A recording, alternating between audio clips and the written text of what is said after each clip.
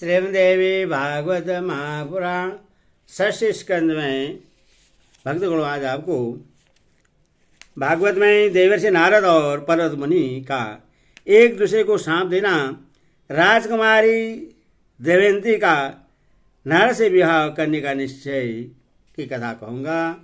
भक्तगणों, आप भक्ति माँ भगवती चैनल को लाइक एंड सब्सक्राइब जरूर करें। माँ भगवती आपका कल्याण करेगी। कथा सुनिए।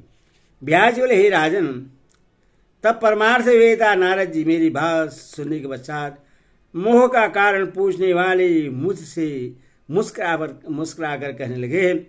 नारद जी बोले, हे पुराण वेता ब्यास जी, आप क्या पूछ रहे हैं? यह पूर्ण रूप से निश्चित है कि संसार में रहने वाला कोई भी प्राणी मोह से परे हो ही नहीं सकता। ब्रह्मा, विष्णु, महेश, सनग और कपिल ये सभी माया के वंशवर्ती होकर संसार मार्ग में निरंतर भ्रमण करते रहते हैं। लोग मुझे ज्ञानी समझते हैं, किंतु मैं भी एक बार सभी लोगों की भांति भ्रमित हो गया था। मैं अपना पूर्व वृत्तांत यथार्थ रूप से बता रहा हूं, सुनिए। हे व्यास, स्त्री प्राप्ति के लिए अपने द्वारा स्वयं उत्पन्न किए गए मोह के कारण मुझे पूर्व काल में महान कष्ट का अनुभव करना पड़ा था। एक बार मैं तथा पर्वत मुनि उत्तम भारतवर्ष को देखने के लिए देवलोक से पृथ्वीलोक पर आए थे। विभिन्न तीर्थों, पवित्र स्थानों और मुनियों के पावन आश्रमों को देखते हुए हम दोनों साथ साथ पृथ्वी तल पर विचरण करने लगे। देवलोक से प्रस्थान करते समय हम दोनों ने आपस में निश्चयपूर्वक सोच विचार कर यह प्रतिज्ञा की थी कि जिसके मन में जैसा भी पवित्र अथवा अपवित्र भाव उत्पन्न होगा, वह उससे कभी गोपनीय नहीं रखेगा। भोजन की इच्छा, धन की इच्छा अथवा काम विषय की इच्छा, इनमें से जिस तरह की भी इच्छा जिसके मन में होगी, एक दूसरे को बता दी जानी चाहिए। ऐसी प्रतिज्ञा करके हम दोनों स्वर्ग लोक से पृथ्वी तल पर आए और एक चित होकर मुनि रूप में इच्छापूर्वक विचरण करने लगे। इस प्रकार इस लोक में विचरण करते हुए हम दोनों ग्रीष्म ऋतु के समाप्त हो जाने पर राजा संजय के सुरमई नगर में पहुंचे। राजा संजय ने हम दोनों की भक्तिपूर्वक पूजा की तथा अत्यधिक सम्मान दिया। महान आत्मा वाले उन्हीं संजय की भवन में रहकर हम दोनों अपना चातुर्मास्य व्यतीत करने लगे। वर्षा काल के 4 महीने मार्ग में बहुत कष्टकारक होते हैं, अतः विज्ञजनों को उस अवधि में एक ही स्थान पर रहना चाहिए, ऐसा सिद्धांत है। जिसको चाहिए कि वह 8 महीने तक अपने कार्यवश देशांतर में प्रवास करे, किंतु सुख चाहने वाले पुरुष को वर्षा काल में प्रवास के लिए नहीं जाना चाहिए। ऐसा सोचकर हम दोनों राजा संजय के भवन में ठहर गए और उन महात्मा नरेश ने हम लोगों का सम्मान पूर्वक आतिथ्य किया। उन राजा संजय की परम सुंदरी एवं मनोहर दांत वाली दमयंती नाम से विख्यात एक कन्या थी। उन्होंने उससे हम लोगों की सेवा के लिए आदेश दे दिया।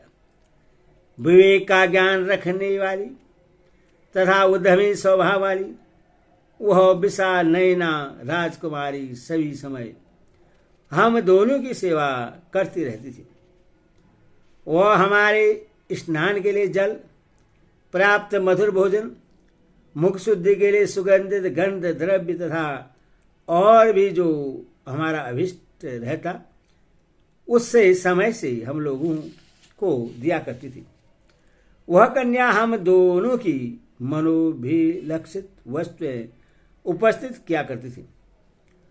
वह व्यंजन, पंखा, आसन और सैया आदि मनोवांछित सामग्रियों को उपलब्ध कराती रहती थी। इस प्रकार उसके द्वारा सेवित होते हुए हम दोनों राजा संजय के भवन में रहने लगे। वेदाध्ययन के स्वभाव वाले हम दोनों मुनि सदा वेद व्रत में संलग्न रहते थे। मैं हाथ में वीणा धारण कर उत्तम स्वर की साधना करके कानों के लिए रसायन स्वरूप अत्यंत मधुर माइत्र शाम का गान करता रहता था। मनोहर शाम गान सुनकर वह विदुषी राजकुमारी मेरे प्रति अनुरागित तथा प्रीतिमयी हो गई। मेरे प्रति उस राजकुमारी का अनुराग दिनों दिन बढ़ता ही चला गया और मुझ में प्रेम भाव रखने वाली उस कन्या के प्रति मेरा भी मन अत्यंत आसक्त हो उठा।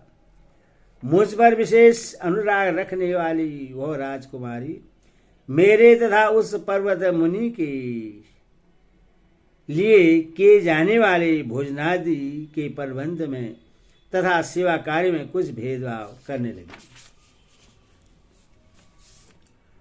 स्नान के लिए मुझे उष्ण जल तथा पर्वत मुनि के लिए शीतल जल और इसी प्रकार मेरे लिए दही तथा पर्वत मुनि के लिए मट्ठे की व्यवस्था करती थी। वह मेरे लिए अत्यंत प्रेम पूर्वक जैसा धवल आस्तरण बिछौना बिछाती थी वैसा पर्वत के लिए नहीं। वह सुंदरी मुझे अत्यंत प्रेमपूर्ण भाव से देखती थी, किंतु पर्वत मुनि को नहीं। वह मुनि पर्वत उस प्रकार का प्रेम भेद देकर मने मन विस्मित होकर सोचने लगे कि ऐसा क्यों हो रहा है। एकांत में उन्होंने मुझसे पूछा, हे नारद, मुझे भली भांति बतलाइए, यह राजकुमारी अत्यंत प्रसन्न होकर आपसे अत्यधिक प्रेम करती है और स्नेहयुक्त तो होकर आपको नानाविध भोज पदार्थ देती है, किंतु वैसा मेरे साथ नहीं करती।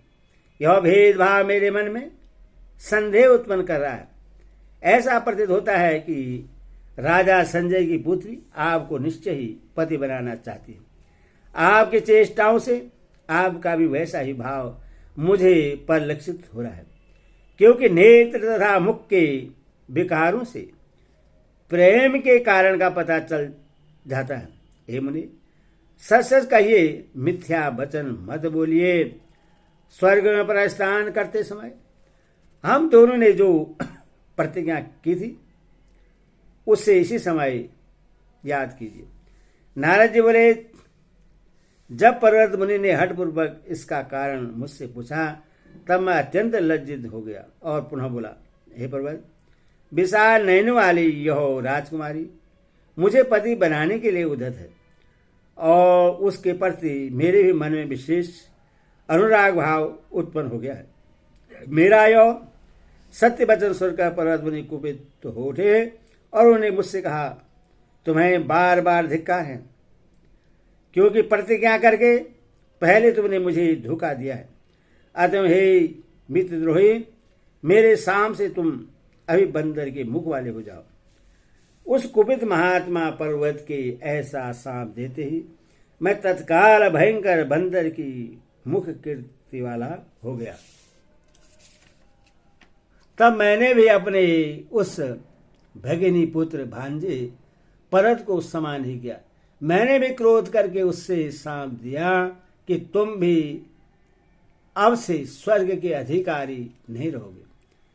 हे मंदातमन पर्वत, क्योंकि मेरे छोटे से अपराध के लिए तुमने मुझे ऐसा सांप दिया है, अतः तुम्हारी भी अब मृत्यु लोक में निवास होगा। इसके बाद पर्वत मुनि अत्यंत उदास मन से उस नगर से निकल पड़े और मैं भी उसी समय से बंदर मुख वाला हो गया। वीणा सुनने के उत्कंठ अभिलाषा रखने वाली वह परम विलक्षण राजकुमारी मुझे भयंकर बंदर के रूप में देखकर अत्यंत उदास मन वाली हो गई। व्यास जी बोले, हे ब्राह्मण, तत्पश्चात क्या हुआ? आपको सांप से छुटकारा कैसे मिला और आप पुनः मानव की मुखाकृति वाले किस प्रकार हुए, ये सभी बातें भली भांति बतलाइए। परत मुनि कहाँ चले गए, आप दोनों का पुनर्मिलन कब कहाँ कैसे हुआ, यह सब विस्तार पूर्वक बताइए। नारद जी बोले, हे महाभाग, क्या कहूं, माया की गति बड़ी विचित्र होती है। परत मुनि के कुपित होकर चले जाने के पश्चात मैं अत्यंत दुखित हो गया।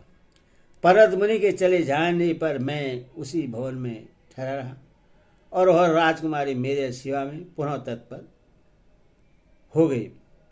बानर के समान मुख हो जाने के कारण मैं दुखी तथा उदास रहने लगा। अब मेरा क्या होगा, ऐसा सोच सोचकर मैं विशेष चिंता से व्याकुल हो गया था। अपनी पुत्री राजकुमारी दमयंती को कुछ प्रकट यौन वाली देखकर उसके विवाह के संबंध में राजा संजय ने मंत्री से पूछा, अब मेरी पुत्री का विवाह योग्य समय हो गया है, अतएव योग्य वर के रूप में कोई ऐसा राजकुमार आप मुझे बतलाइए जो रूप, उदारता, गुण आदि से संपन्न पराक्रमी, उत्तम कुल में उत्पन्न था, सभी के लिए श्रेष्ठ हो। उसके साथ मैं अपनी पुत्री का विधिवत विवाह अभी कर दूंगा। ईश्वर प्रधान सचिव ने कहा, राजन, आपकी कन्या के अनुकूल बहुत से योग्य तथा सर्वगुण संपन्न राजकुमार इस पृथ्वी पर विद्यमान है। हे राजन, जिसमें आपकी रुचि हो उस राजपुत्र को बुलाकर बहुत से हाथी, घोड़े, रथ और धन सहित अपनी कन्या उसे प्रदान कर दीजिए। नारद जी बोले, बातचीत में परम कुशल दमयंती ने पिता का अभिप्राय समझकर अपनी धाय के मुख से एकांत में स्थित राजा से कहलाया। धात्री ने कहा, हे महाराज, आपकी पुत्री दमयंती ने मुझसे ऐसा कहा है। हे धात्री, तुम मेरे वचन से मेरे पिताजी से यह सुखकर बात कह दो।